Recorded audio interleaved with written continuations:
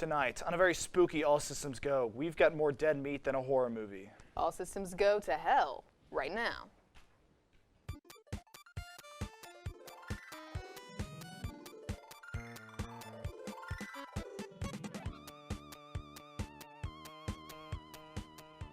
Hello and welcome to All Systems Go, the only show that loves Halloween. And yet somehow doesn't know when it is. I'm Nick Necromancy. And I'm Jenica Jack-o'-lantern. Let's jump right into this big pile of leaves. Just in time for the spooky season comes the new game from the developer of Stardew Valley, Haunted Chocolatier. This game mimics the art style and gameplay of Stardew Valley, but this time you're attempting to become the new local chocolatier.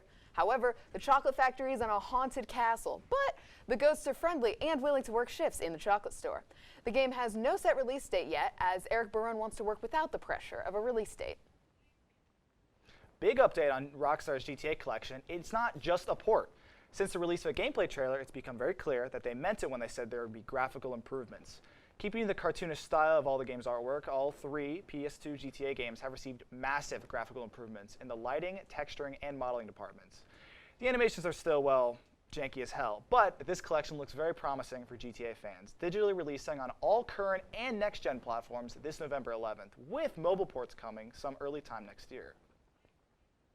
Sony's long-awaited Uncharted movie has finally got its first trailer last Thursday. The movie, which has been in the works for a decade, stars Tom Holland as Nathan Drake and Mark Wahlberg as Victor Sully Sullivan.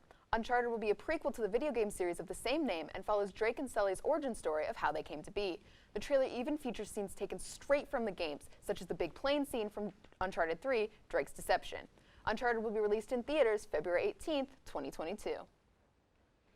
From director Mickey Reese comes the American horror drama Agnes, starring Haley McFarland. The plot centers around a possessed nun and her peers' failures to exorcise her. And no, not like a treadmill like the movie, silly, okay? Anyways, originally premiering at the Tribeca Film Festival this past June, the studio Magnet Releasing is taking it to the big screen. Heralded as a departure from horror tropes and filled with twists, Agatha hits streamers and theaters and streaming December 10th. Dune Part 2 has officially been greenlit after the success of the first movie that was released last Friday. Legendary Entertainment announced the news via Twitter yesterday, along with a teaser poster that displayed a new logo for the film. Part 2 will follow Timothée Chalamet's character Paul right from where he left off in Part 1. The movie is expected to see several other returning cast members, including Zendaya, Dave Bautista, and Rebecca Ferguson, along with many others. Dune Part 2 is set to release October 20th, 2023. A trailer for Disney Pixar's latest animated movie, Lightyear, was released earlier this morning. The trailer shows Buzz Lightyear, the man who inspired the toys featured in Toy Story. The film tells Buzz's journey to infinity and beyond as he explores the galaxy and its unknown gems. Buzz, voiced by Chris Evans, who is well known in Scott Pilgrim, is shown in futuristic-like settings where he even interacts with extraterrestrials. The trailer ends with a clip of the iconic purple, white, and green spacesuit we all know from the Toy Story saga. Lightyear will premiere in the summer of 2022. Coming up, we have some truly horrifying reviews. All Systems Go will be right back.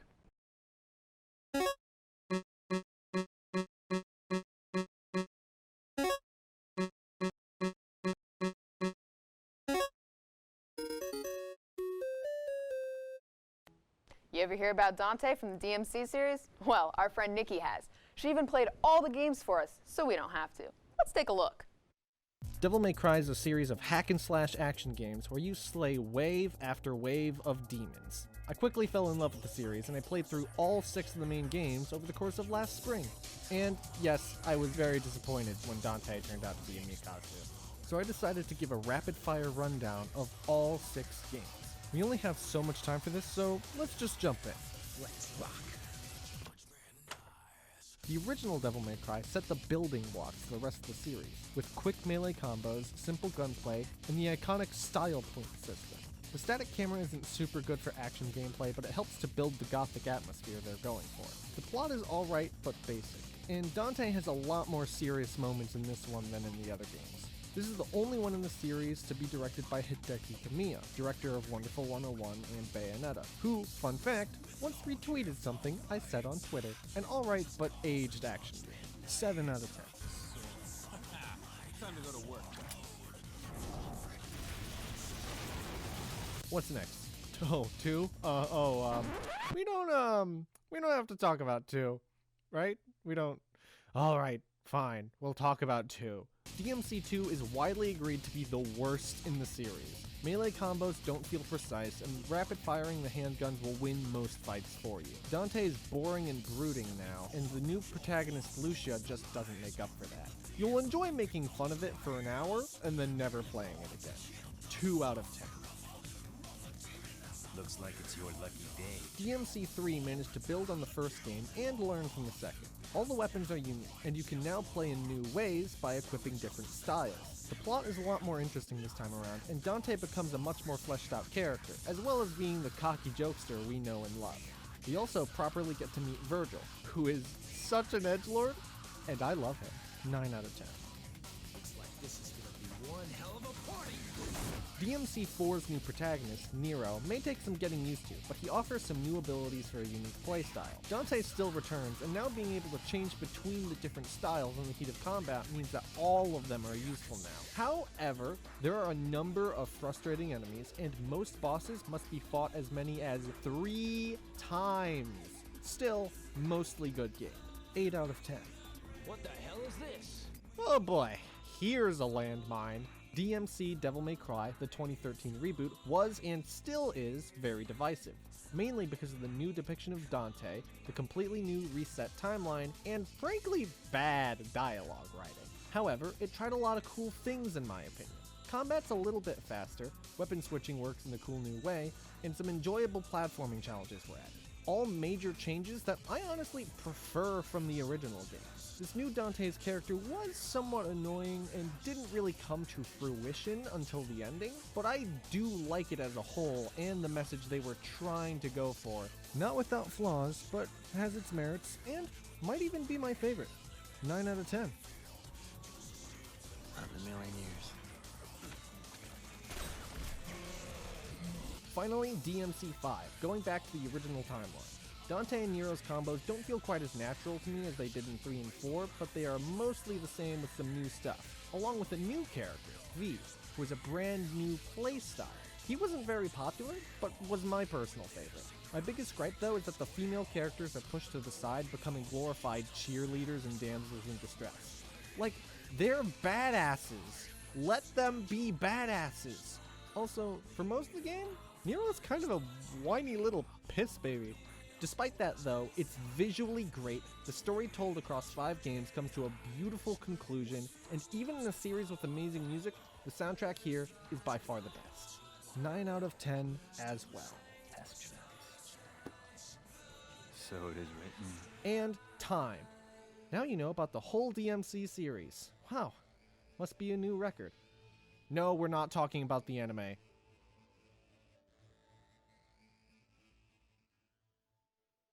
Now I'm a little motivated. Next up, Jenica's got a podcast review for us on the Magnus Archives. Transition! Meet Jonathan Sims, head archivist of the Magnus Institute. Now, how did this skeptical, self-destructive mess of a human become head archivist for an academic institution dedicated to researching the esoteric and paranormal? Well, the past head archivist, Gertrude Robinson, disappeared under mysterious circumstances. Although she did leave quite a bit of blood on her desk. I'm sure she's fine now. Unfortunately, before she took her leave, Gertrude let the archive fall into absolute chaos, and now poor John is left to find some semblance of order. To do this, he decides to record the statements of the supernatural, but they won't record digitally, so he ends up using a cassette tape, which ends up giving it a bit of a lo-fi charm, and is also what you, the audience, is listening to. Of course, he can't do it alone, so he has some archival assistants to help get the job done, generally by breaking laws. The most practical of the archives crew is Sasha James, the person Gertrude assumed would replace her, as Sasha actually knows what she's doing. She works hard and gets her job done, but she still knows how to have fun, especially with her best friend, Timothy Stoker.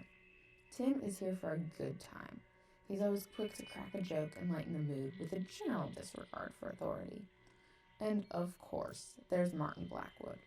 At first, John can't stand Martin. He thinks he's useless at his job and is simply a waste of time and effort. However, when Martin's apartment gets infested with supernatural spooks, John immediately drops his skeptic act and offers him a room in the archive where he'll be safe.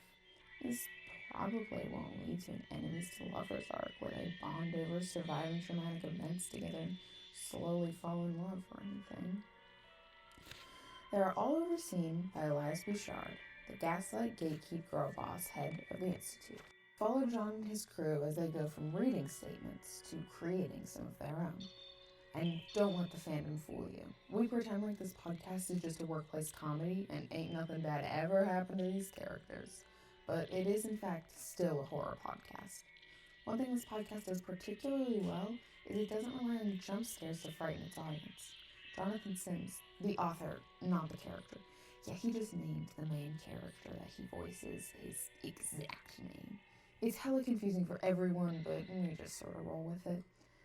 Anyways, Jonathan Sims has crafted an intricate story that has clues scattered across the many episodes that only after they've begun to be pieced together do you really start picking up on them. He also creates 2 levels of horror at the same time by having not only the short horror stories in the form of the statements, which sometimes interconnect with each other, but also having a meta plot involving the characters I mentioned earlier and the horrors they go through. Johnny Sims may be terrible at naming characters. There's literally 3 reoccurring characters named Michael. But what he's really good at, other than crafting an incredible story, is voice acting. Johnny just has a really nice voice, and so do the rest of the cast.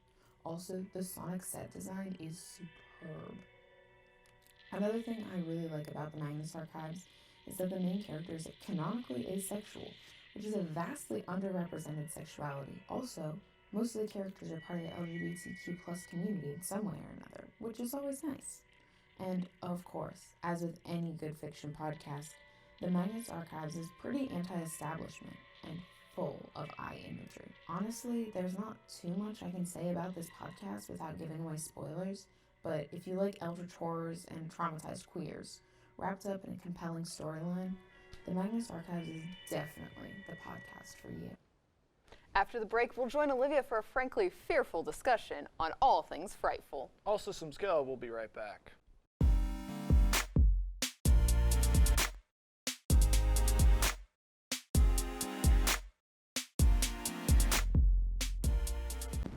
Viewers beware, you're in for a scare. For this week's discussion panel, we're talking about spookums, ghosts, and ghouls. So this week, I wanted to focus on whether or not any of you guys had a real life horror story, a ghost story. I do. Alrighty, I have Sophia. one. I have one. Okay, so I am fully convinced that my childhood home is haunted. It was created on top of what we believe is a large Indian burial ground because a lot of the streets in my neighborhood are named after Check. Indian tribes. Okay, keep going. Yeah. Just I have heard voices.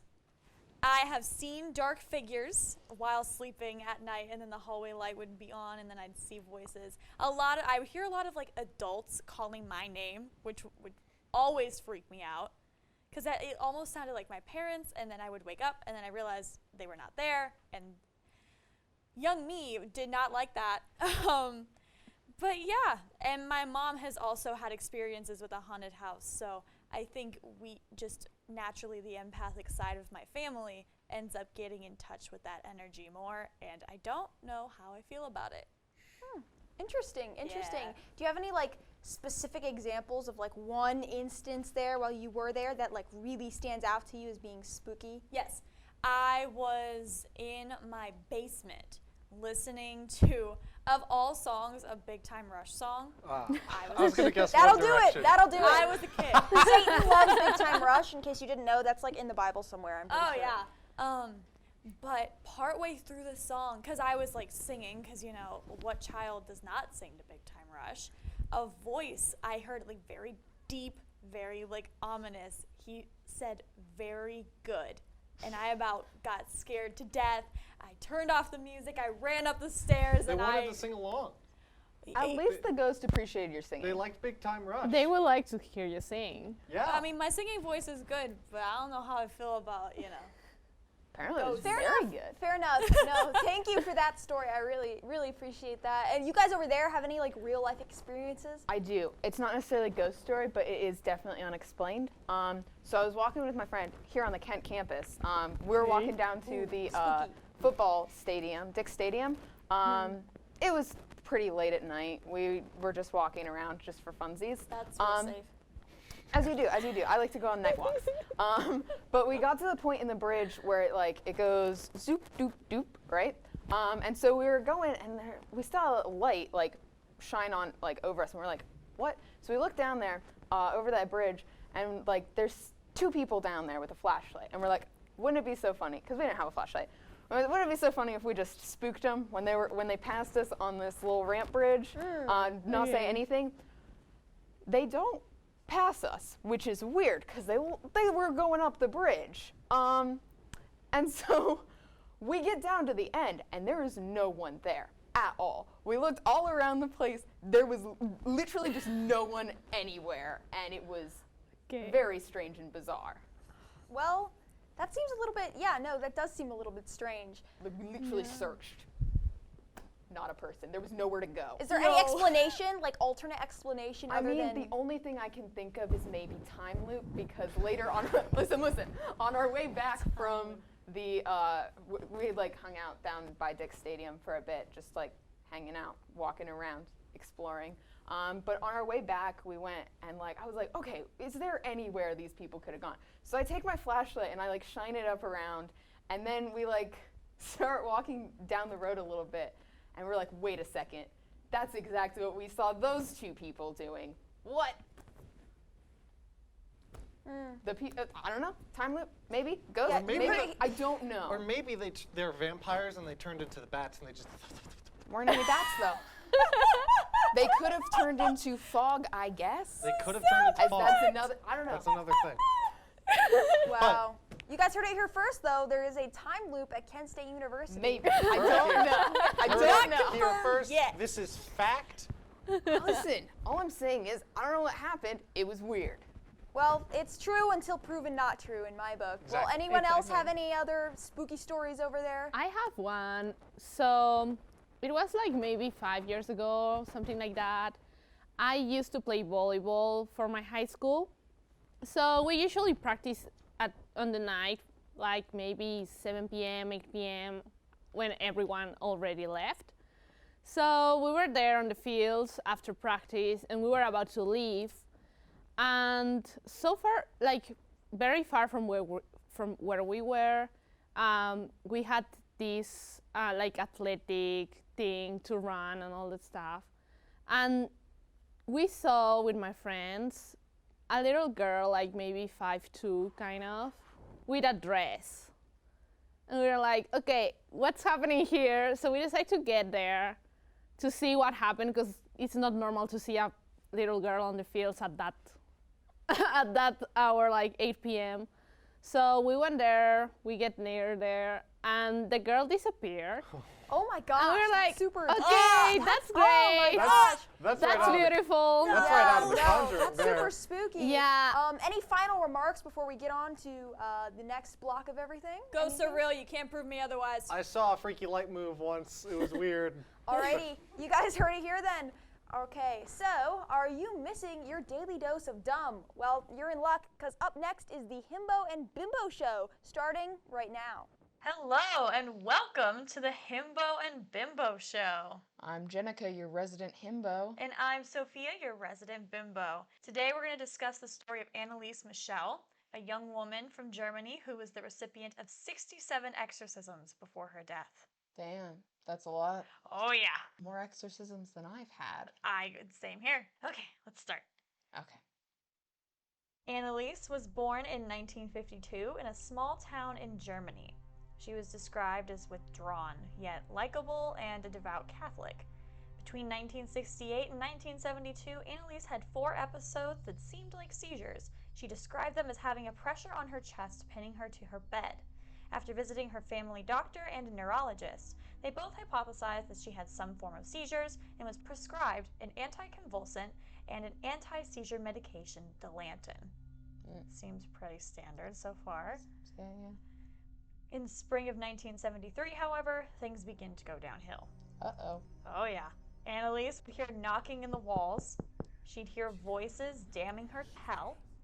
And her mother reported witnessing Annaliese staring at a statue of the Virgin Mary with jet black eyes and paws with claws for hands. Interesting route we've taken there. But you know, it gets even crazier. In September 1973, Annaliese believed the devil was inside of her and reported smelling burnt feces, which others would later admit to smelling while around her at later times. I just want to know why, like burnt feces specifically. It's a very specific smell. Like feces with just like a little bit of smoke on it. I personally?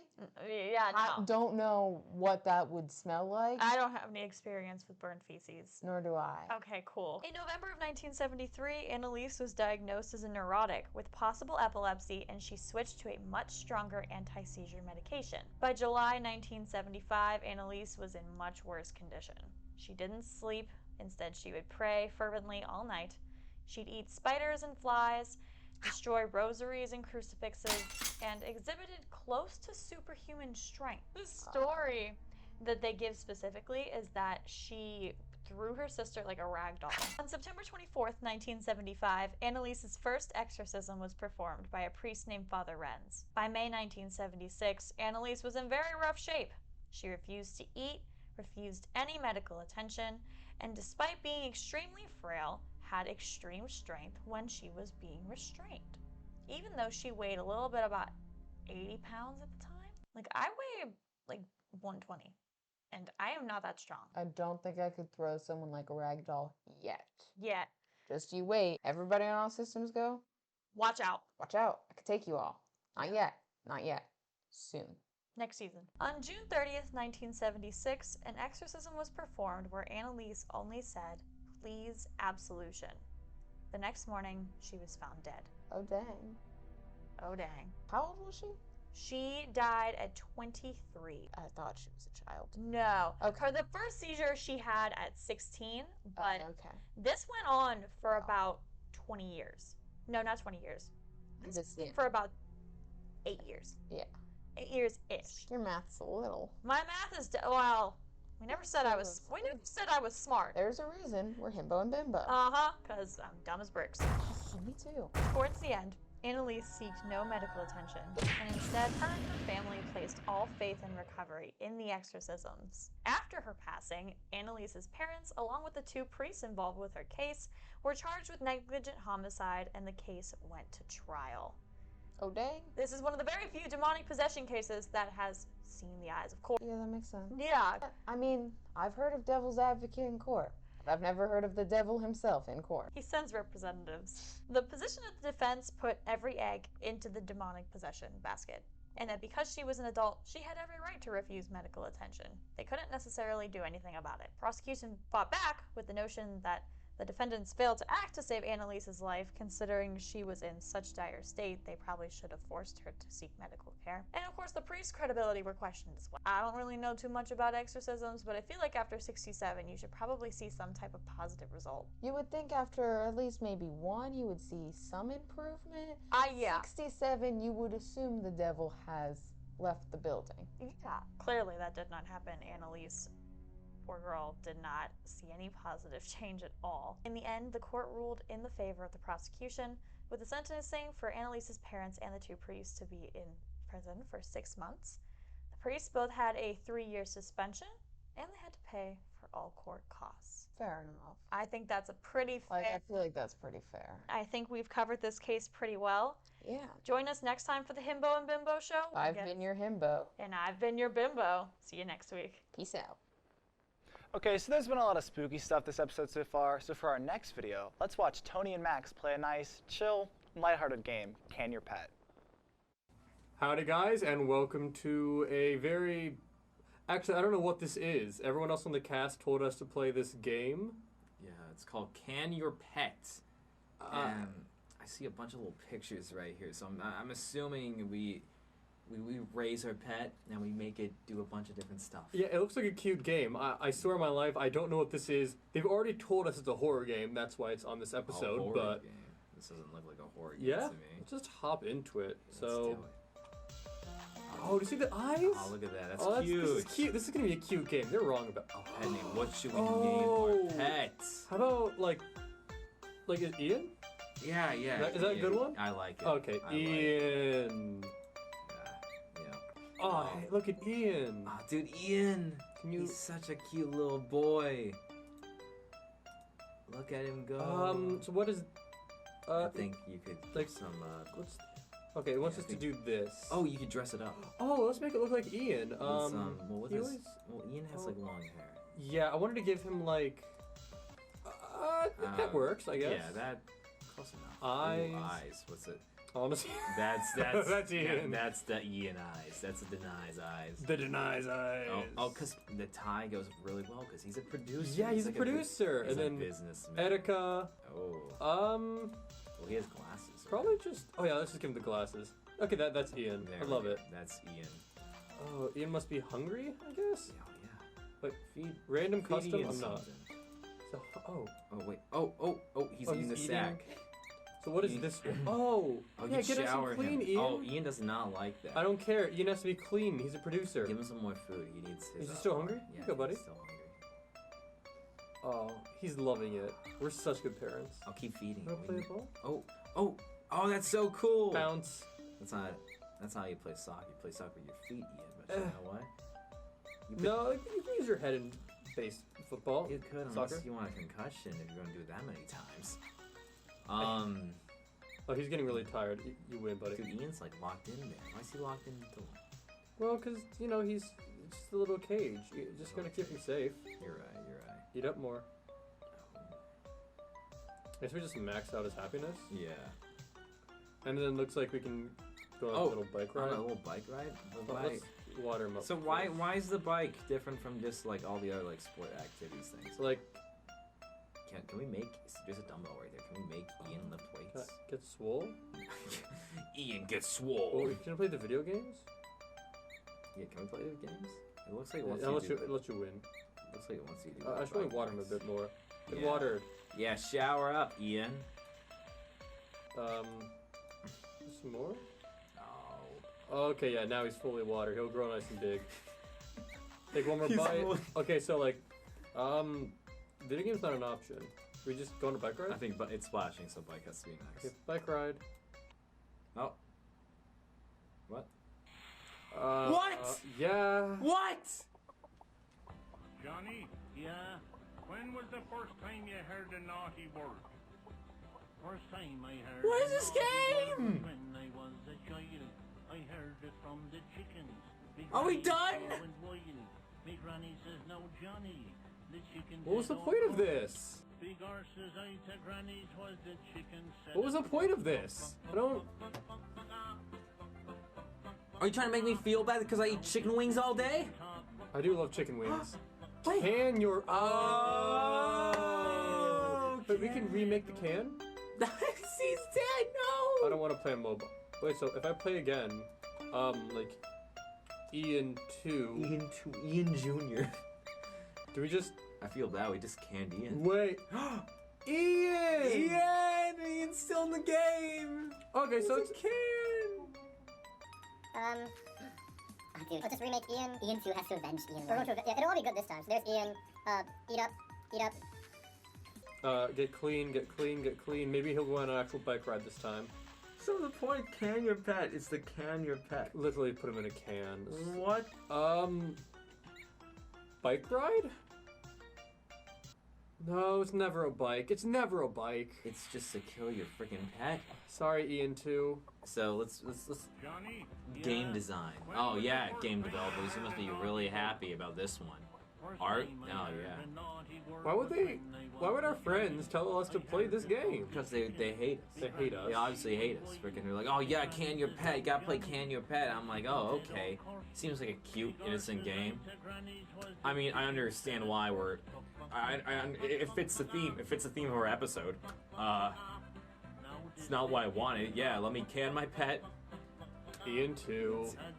Dang. Now I don't want to eat chicken. Now I feel bad. I killed 2 Ians in one day. Sorry, Ian. Not even like in 10 minutes. Not even in 5 minutes. Jesus Christ. I'm sorry, Ian. Sorry, Ian. Coming up after the break, we have the highly anticipated costume contest, judged by our very own Liam. All Systems Ghost will be right back.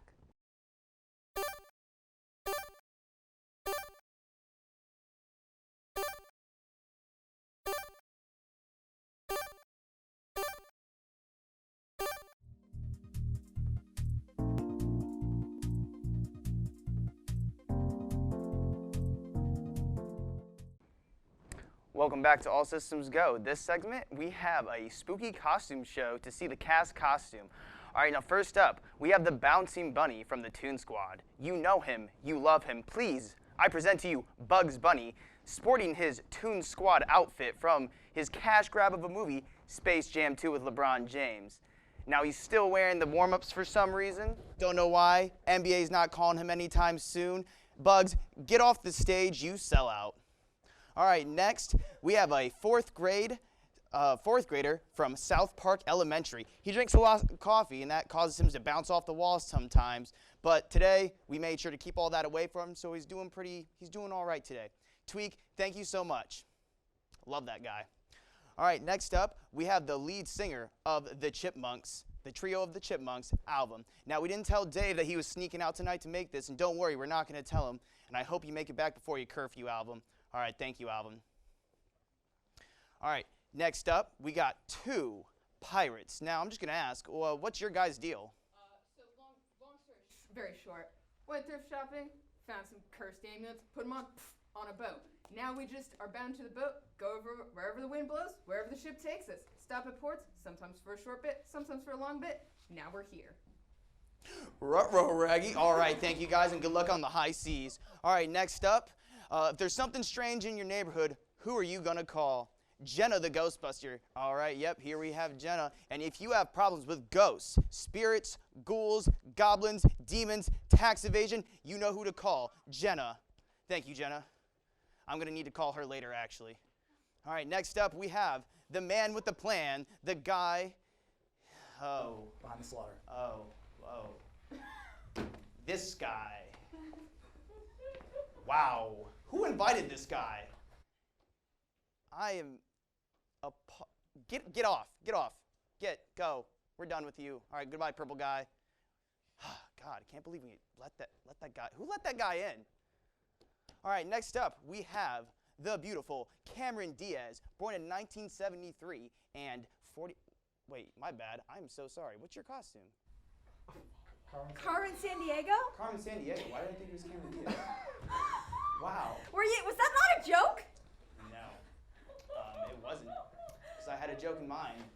I said you were going to be 49 years old with such great skin complexion, and I needed your skincare routine. Thanks. Yeah. No problem. All right, so next up we got a scaredy cat. I'm not really sure what he's scared of. Right now, I'm scared right now of my producer, Ian. But here we got a scaredy cat. One time, I saw a cat fly 5 feet in the air because there was a zucchini that rolled up behind him. I don't think this cat is going to do that, but thank you, scaredy cat. I really like your ears. And then next up, we have the non-licensed witch. And here she got a nice little cape going on. You know, it's all sparkly. She got the sparkly shirt going on. Very nice, very nice. Thank you, witch. Got your IOU right here. Thank you. I'll get that after the show. Yep. And here, from Undertale, we have Sans. And he'll welcome you to the underground, but if you click away, then you're gonna have a bad time. Thank you, Sans. How about that?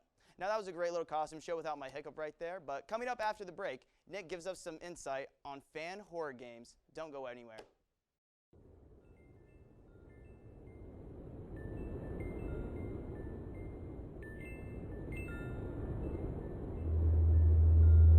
Have you ever loved a game so much that you made your own version of it?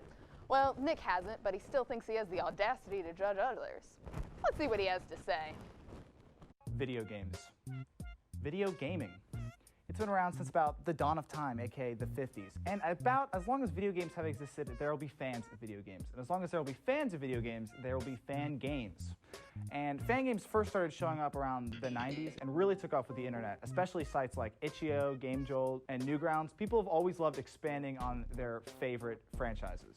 In fact, some games' relevance relies solely on fan content, like Undertale, or FNF, or FNAF, or FFNF. Now, of course, depending on the publishers of these fan games, you can either get hired to make games for them or receive a cease and desist email. That'll teach most loyal customers, Nintendo. Now, typically a fan game is an extension of whatever franchises originates from, so typically it'll match the tone and atmosphere of the existing series because people just want to make more of their favorite games. But what if they didn't stick to the tone? What if a fan game took a radically different approach to an existing franchise? That leads us to the topic I want to talk about today, horror fan games. The first real instance of a horror fan game is Sonic.exe, which is based off a creepypasta. Actually, a lot of horror fan games originated from creepypastas, and if you're fresh out of the womb and don't know what a creepypasta is, it's basically like fan fiction, but scary. And typically with some sort of like cursed media or something to that regard. It's always kind of the same thing, if I'm being honest. So yeah, Sonic.exe. When you open the game, looks normal enough. Okay, that was weird. I don't remember this from Sonic. Tails is from Sonic 2. Weird. Okay, this all seems pretty normal. You know, you just can't jump or anything, and the music is inverted. And all right, okay, all right. That's weird. That's weird. Huh. I don't think that's the right font. Okay, Jesus. So yeah, that's the game. Wonder what the other two levels are like. Wow, they're the exact same. Everybody give it up. Game development, yay.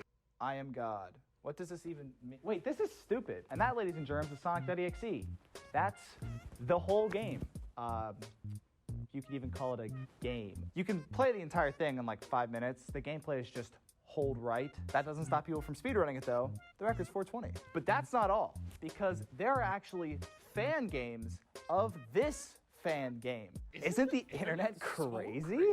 Sonic.exe Spirits of Hell is one example, taking the original narrative from the game and turning it more into a game. And when I say game, I mean now there's cutscenes and platforming and multiple endings, and people speedrun this too? Wait, and there's a sequel? So after Sonic.exe, there were a lot of .exe games that came after it, like Mario.exe and Dreamland.exe and My Little Pony for some reason. But none of these games were based off of creepypasta like Sonic.exe was. They were all essentially just taking the original format from Sonic.exe and just doing the same thing over and over. But there were still many other creepypasta games out and about at this time, one of the most notorious being the Ben Drowned creepypasta game. So legend has it, in the ancient year of 2010, somebody came in contact with a haunted copy of The Legend of Zelda Majora's Mask. And it was haunted by this dead kid named Ben, who made the game all spooky and messed with your save files and played the music in reverse and had a hyper-realistic depiction of the main character with bloody eyes.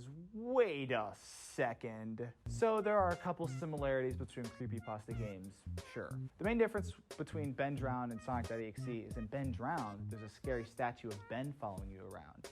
And you can move in more directions besides just right. Innovation that excites. I don't know what to tell you. This is exciting stuff. It's less of a game and more of like a fever dream. And speaking of fever dreams, we should probably talk about Five Nights at Freddy's clones. The year, 2015. The craze, Five Nights at Freddy's. People made all sorts of FNAF clones, like Five Nights at Wario's, Five Nights at the Chum Bucket, Five Nights at Thomas's? What? Why? Just about any IP that existed during 2015, people made a FNAF clone about it.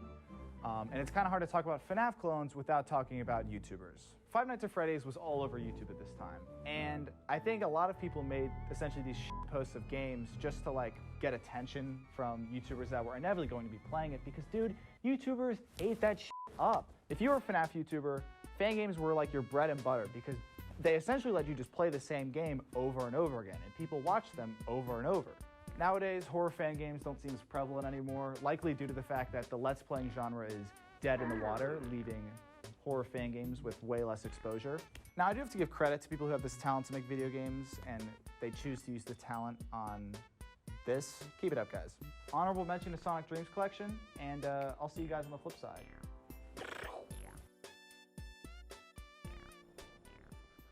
Thank you, Jakey Who. Anyways, Sophia, our resident fashion major, thinks she knows exactly what people are going to wear this Halloween. Coming up right after the break. Just kidding. Right now. Hi friends, I'm back once again to talk about my absolute favorite part of Halloween aside from candy, which taking full advantage of this Halloween season. It's the costumes. We're going to talk about costumes. Halloween is the time where you get to make a really cool, fun costume that makes you feel good about yourself and above all, is unique. I see Halloween as kind of like an opportunity to stand out from the crowd, but that's just me. I don't know if everyone else shares that opinion, and you know, you kind of have to expect a ton of basic, overdone costumes on Halloween. That's just a given. So I decided to give a warning against those generic costumes that I fully expect to see this weekend, and I'm gonna offer some alternatives for, you know, better options than what I'm gonna be showing you. Disclaimer, I will be giving a lot of hot takes, but you know, my opinion is superior. I am currently a fashion major, so deal with it, I guess.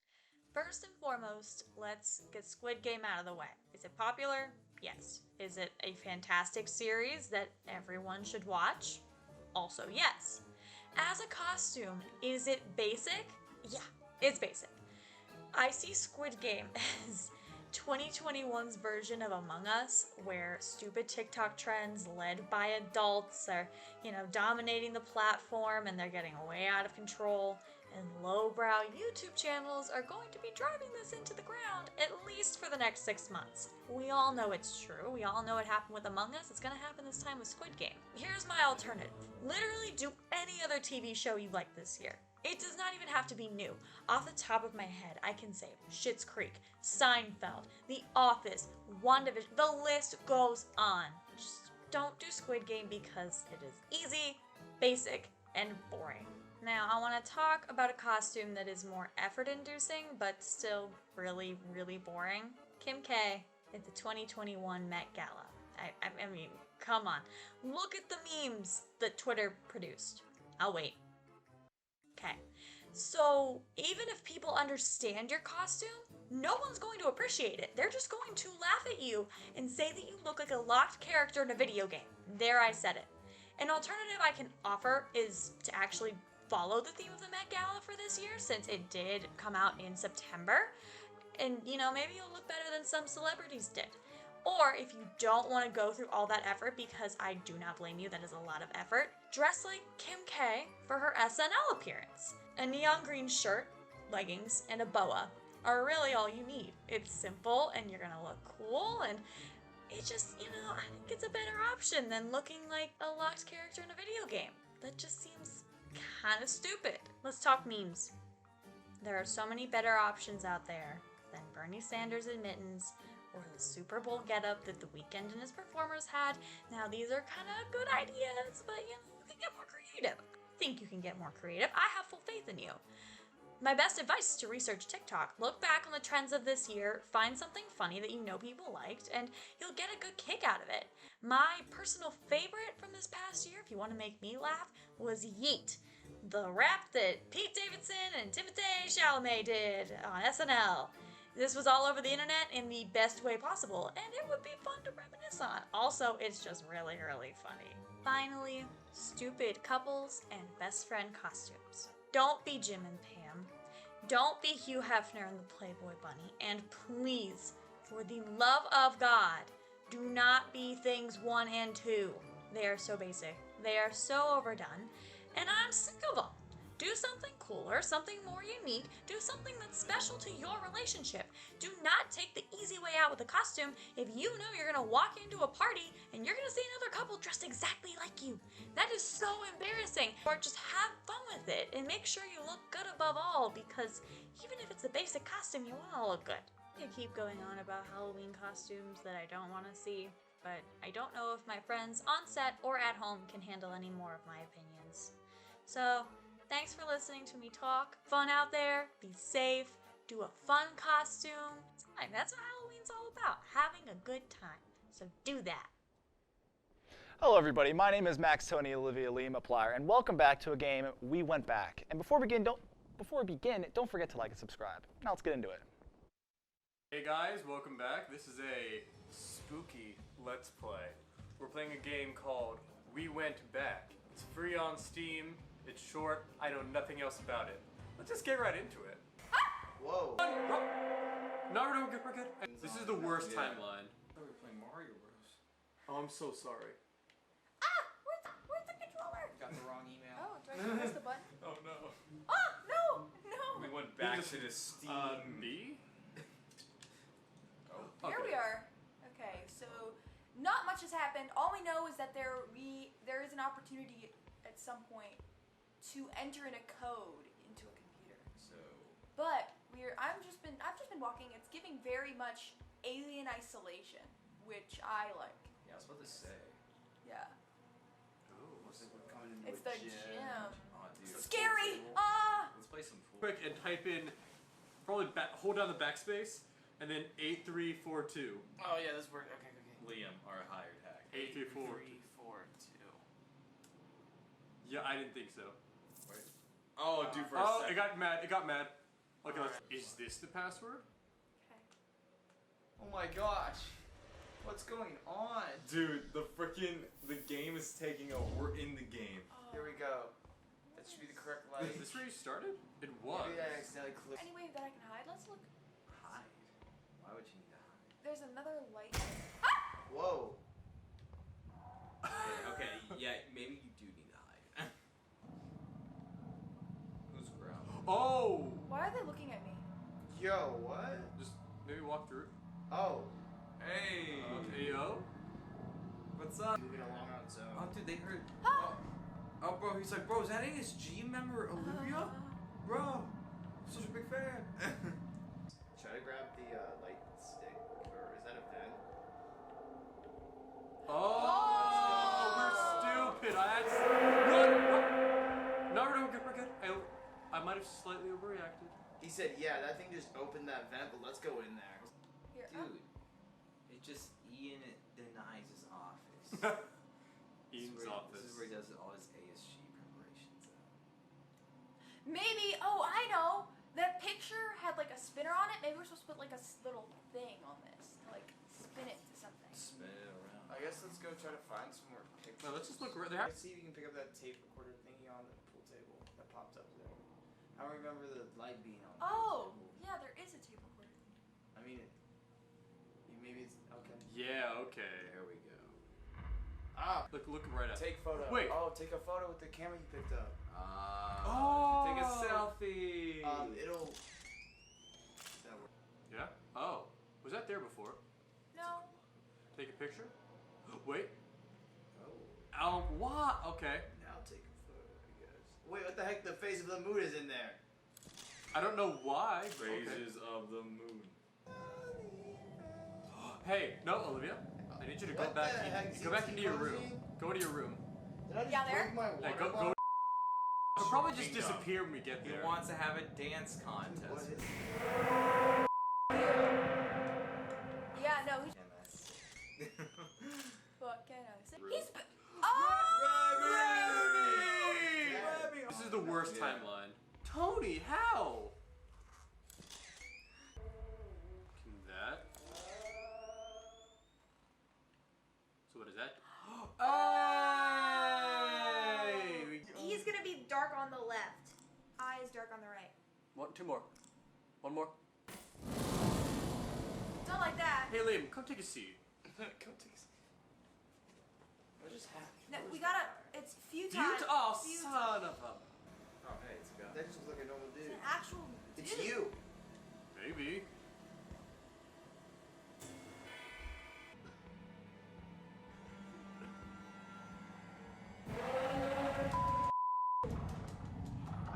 Bro, you good? Fight him. I instinctively. Fight him. Yeah, I guess. Are we bad at this? There we go. Let's go. We're winners. See you later, creepy monster thing. Getting out of here. weird. Yeah, it's just gonna be. Or it's gonna end. Didn't have money in the budget for an ending. We went back. We went back to Earth. That's what happened. The team. All right. Yeah, no, that's it. Yeah, we're good. All right. Bye, guys. See ya. The game was okay. Ah, the most wonderful time of the year. The time when horrors are running rampant like that one time killer clowns were on the loose. Let's take a look at our cast dealing with their own horrors at the Scaregrounds. Hey guys, we're here, ASG, half the crew. We're here at the Canfield Scaregrounds, and tonight we're gonna get spooked. It's gonna be a fun time.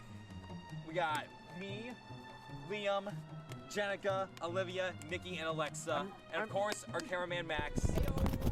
So how it's gonna work, there's gonna be 3 different haunted attractions we're gonna be going through, and hopefully we survive. Originally, Sophia was also supposed to be here today, but you know, We'll find out how she's doing. I bet she's gonna have a terrible time. Meanwhile. Hi guys! I hope you're having fun at the Scaregrounds. I miss you all. I'm here at Cedar Point's Halloween weekend, and we are about to get dinner, and then I'm going to get scared to death. Stay tuned. Meanwhile, back in the lowlands. It seems like we have a long journey ahead of us till we actually get to the Scaregrounds. I mean, it's a long walk. It's just a little bit of a walk. All right, so we got our tickets. That's true. We got 4 attractions. We got the Barn of Evil, Slaughterhouse, Gore Reformatory, and the Haunted Circus. Oh, you know what I'm excited for? I'm excited for the free appetizer with any large pizza purchase dine in. Wait a minute, Jenica. We got this lovely. Yeah, we got Coco's pizza. Jenica, what does it say? It says your mom. What does that mean? Oh, dang! My mom's here. Finally going into the nightmare of the Canfield Scaregrounds. Let's take a look.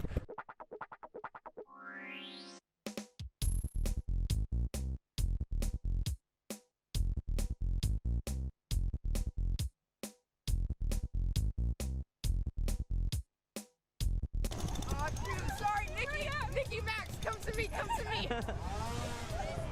to me, my children, I shall protect. I'll fight a ghost.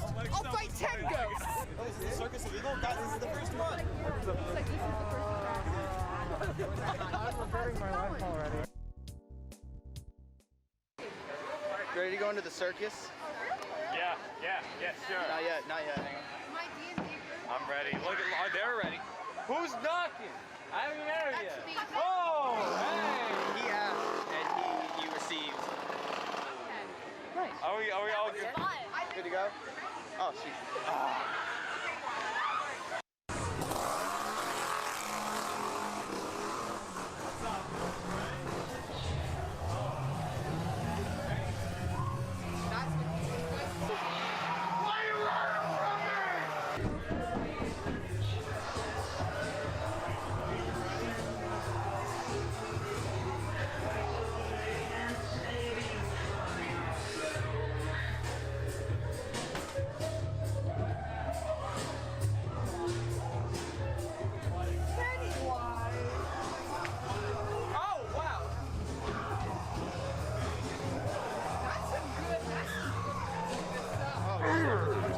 Jesus Christ. Bunch of tubes, oh my god! Make way for the GH5! Make way for the expensive...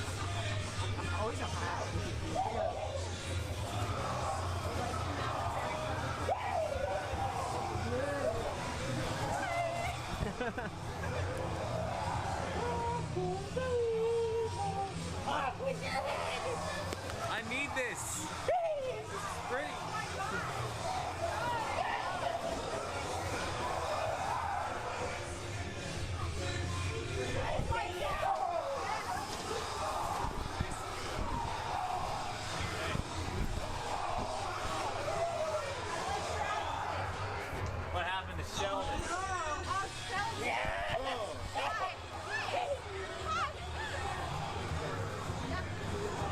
First one out. How y'all doing? I'm doing great. Oh my gosh. Hello. Welcome. Thank you for that.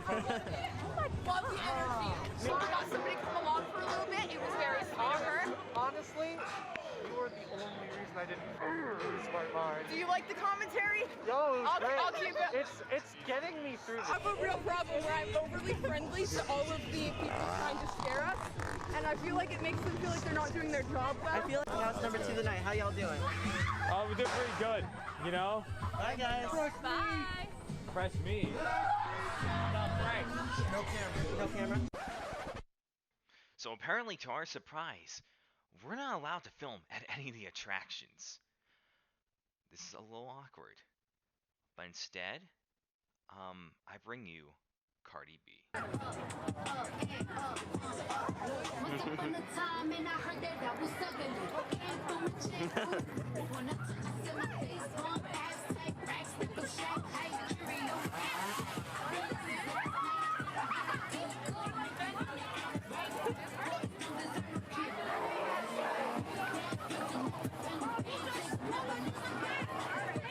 BB, blasting in my ears right now. This isn't walk right now. At least it's not walk. I'm just gonna say, the barn, a little hard to see, a little hard to, make conversation. But the strobe lights in a barn, interesting aesthetic. I'm here for it. How you feeling, Nikki? Help! Save me! Got you. Help! Hey, Brad.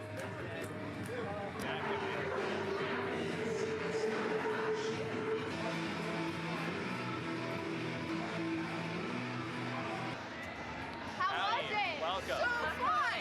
Oh my god, the person who was zipping around and climbing on the chain, they were so fast! How'd you like the haunted house? That was so long. I feel like I've gone on an exercise. No, I agree that was a long one. I got my steps in. Nikki, I felt so bad for you because they would try and get me, but I wouldn't do anything. So I watched them zero in on you and go. You were very much most scared. I'm so sorry. I didn't even notice. I was just like, they were.